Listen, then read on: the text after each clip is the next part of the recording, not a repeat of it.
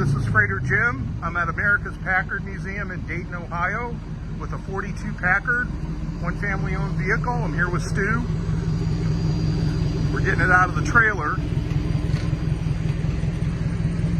We've got a remote control winch. Stu's on the forklift.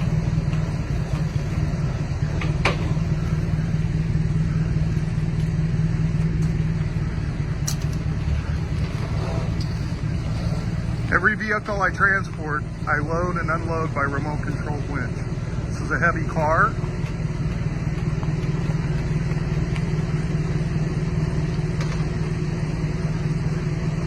So he's pulling on the forklift to get it out.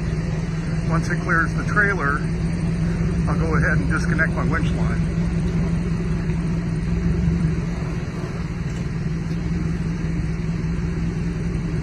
And we're out of the trailer.